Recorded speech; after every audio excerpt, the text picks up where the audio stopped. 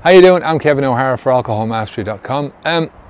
One of the things that I tell people to do at the beginning of this whole journey, before they start to quit drinking, before they step across that line and go into the new journey, is to just think about the reasons why they drink alcohol in the first place, right? Even go back to when you started out first, and think about some of those reasons why you took that first drink. So I want to go through 9 different reasons why people will take that first drink in the first place, right? The first one is peer pressure, right? We all know about that. It's, for me, it was a lot of my mates around, there's a few of them that are smoking. That was one of the reasons why I started smoking. Drinking was a different story, but the peer pressure is like, go on, have a drink, have a cigarette, what's wrong with you? Are you gay? Is there something, chicken, that, if you know courage, that kind of thing, I think women have a different sort of a version of that, but it's the same thing. You get peer pressure on you, and it's just when you're young and you've got a young mind, that kind of thing just gets into your head and sort of eats away at you, and eventually a lot of people give in, The tough ones don't. The tough ones are the ones that have got that self-control in the beginning. But, the problem is that when you're young, a lot of this brain area, the frontal cortex, which is it's responsible for decision making and for you making choices, all that kind of stuff, that's not developed until you're in your 20s, your middle 20s, maybe 24, 25 years of age. So when you're talking about teenagers, right, who are being put under massive amounts of pressure, it's very difficult to go up against that, The second one is perceived fun. You look at adults doing it and you think, that looks fun, what they're doing. They're laughing and they're joking and they're having fun. They're acting up. They don't normally do this. They only do this when they're drinking alcohol. So in my mind, that's what the perception is, right? That it's the fun doing that. The next one is stress. Kids are underneath stress. They're underneath mounting stress. Now, luckily, I think nowadays they've got other things that are occupying their minds. We can argue whether or not those things are good things or bad things, but there's other things that are pushing them away from alcohol, and there's fewer people that are getting addicted to substances. In my book, that's a good thing, right? But when I was growing up, there was just the stress of, again, it's going back to peer pressure. There's stress at school, there's stress in different areas of your life. You might not start drinking until you're in your late teens or your early 20s. And there's different stresses in life which sort of drive you towards doing something like this. You think it's fun, you think it's going to relieve your stress, so there's no problem with that.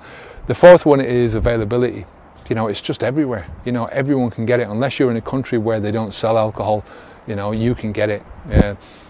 There's rules and regulations that say you're not allowed to drink in pubs until you're 18, 21, 23, whatever it is. You're not allowed to buy liquor in a liquor store until you're these ages. But, young people will circumvent these rules all the time and get a hold of this stuff. It's not that hard to do it, to get somebody who's older to go in there, to forge a, what do you call them, a name tag, an ID, that's it, and go in and do these kind of things. So that's the availability of it. The fifth one is that it's just aggressively and heavily marketed by the alcohol companies, and that marketing is aimed towards young people, right? It's not aimed towards people who are already drinkers, right, who are guaranteed to be drinkers. The only thing that's aimed towards them, the marketing, is the brand recognition. So you're trying to keep people into the brand for the rest of their lives. But actual drinking and getting people drinking in the first place, boom, boom, boom, all aimed at the young people. And the younger the better, right? It's to try and get their minds into this belief that I can't wait until I get to 18 years of age so I can walk in the pub and buy my first beer, you know what I mean? So the next one is that it's just heavily accepted within society. It's within our customs. It's within the things that we do. It's part of the celebration, popping that cork for a celebration, right? That's so heavily linked to our society and to celebration in our society, to happiness, going down to the pub and drinking and meeting each other, and Cheers, the old program that used to be on TV. where, you know, everyone at the end of the day, when you look at that and you're not drinking, you see a bunch of alcoholics, you know. It's just a bunch of sad, lonely people who are having problems in their life and just meeting up in a pub. I've been there, you know, I know these kind of things. So number 7 is curiosity. You know, when you're young, you are curious about something that you haven't done before. You know, like I say, you go and you look at the adults and the adults are having fun. You're wondering what it's like to get drunk, you know, what does it feel like to have this stuff? I mean, you taste it and it's fucking horrible, right? But what keeps you drinking is the fact that you want to feel what the adults are feeling. You know, obviously there is a wall that you need to push through. And once you push through that wall, then you're going to get to this nirvana state that you see everyone else doing. Because nobody tells you the bullshit. Everyone hides all the bad stuff about it, right? They don't want anyone to tell you. That's why you should never trust anyone when they say to you, well, you know, I don't drink that much. You know, you can listen to loads of people and you think then that you're the only one who's got a drinking problem. But people will not tell you how much they drink unless they're bragging about it.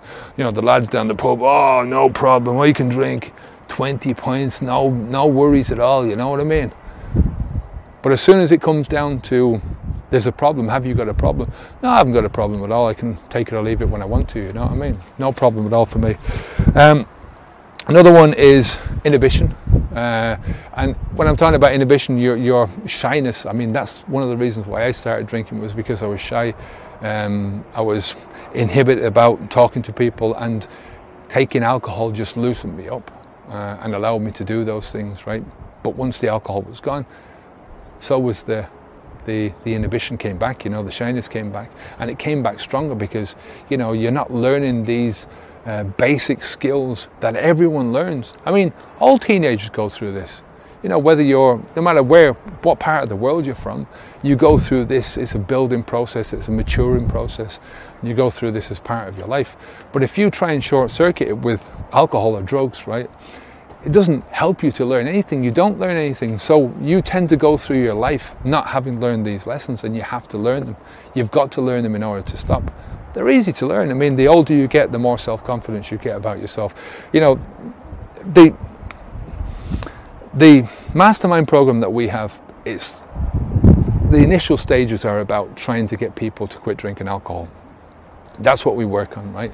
So we prepare people for the first 14 days, so 2 weeks of preparation, 30 days of really concentrating on getting rid of the alcohol and getting to that 30-day mark. And then it's all about trying to develop the big picture in people's lives, right? And to trying to get them into, you know, self-confidence, into self-control, into pursuing a holistic life, you know, looking at things like your career, looking at things like your family, your relationships. It all matters, you know. You know, being a healthy person matters, you know. Going out and exercising, get out and out in the sun, it all matters. You know, this is all things that if you take one of these things out, you're missing something in your life, you know. And once you're missing those things in your life, then people start to look for what's missing in bad ways, you know. It's how a lot of people get into alcohol and drugs in later life, you know. They will stop drinking, but then they'll try and find something else to fill that hole, you know, that's missing. So this is what we're trying to teach. This is what I'm trying to teach all the time. Another one is rebellion. I've got number 10 here as well.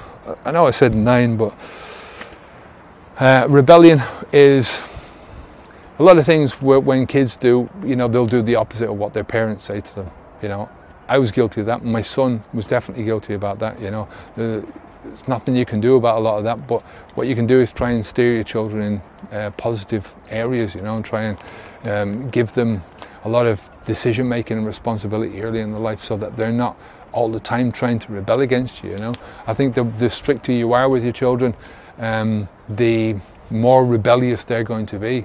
In my experience, I think you have to give them a certain amount of rope. You have to give them a lot of rope in their early life in order to make mistakes, but just try and guide those mistakes and stuff, you know. So that's the 9th reason. The 10th reason I've got down here is they see it as a normal transition. Now, for me, that is one of the most insidious parts of this whole thing, right? And it's the fact that when you get to 18 or 19 or 21 or 23, whatever it is in your country, that being able to go in and buy a beer for yourself is like a transition into your adult life. It's like going from a child and into a kid. So psychologically, you're trapped then in this thinking of, I have to be, if I'm an adult, I have to drink. You know, this was the transition, this drinking was a transition into adulthood. So I have to keep drinking. This is part of who I am as an adult, as a man. And I want to be a man. I don't want to go back to being a child again, right? And it's only when you get to see the consequences of what you've been doing to yourself after a long time that you start to really rethink these things, you know. And it does have, creates a big conflict in your mind. I hope you can hear this today. You know, it's a beautiful, warm, sunny day, but there's a breeze coming from behind me. I've got the microphone here, so I'm trying to shield it as much as I can, you know. So I hope you've heard what I said today. If you want any help at all with quitting drinking alcohol, we've got like I say, we've got the mastermind program. We've also got some free stuff. Just come over to alcoholmastery.com. On the front page there, you'll see a thing. Just leave your email address and I'll send you out a few different bits and pieces to try and just reprogram your mind a bit, you know, to try and get you into that frame of mind where you're thinking about this from a positive and an intelligent perspective. You know, why am I doing this to myself? You know, try and put you know, 2 and 2 together and come up with the proper solutions for you. So until next time, I'm Kevin O'Hara for alcoholmastery.com. Take very good care of yourself. Keep the alcohol out of your mouth. Onwards and upwards. Take care. Bye bye now.